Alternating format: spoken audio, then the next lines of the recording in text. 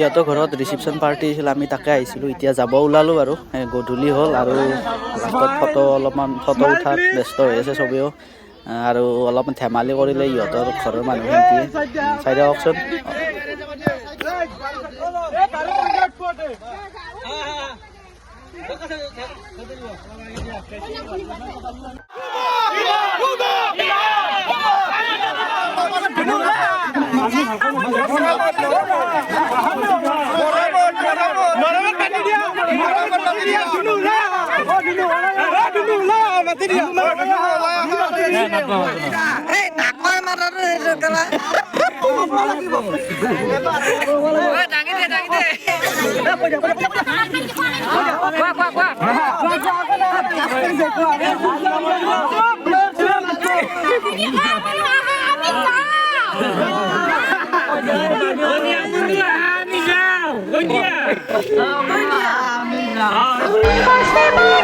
Pasti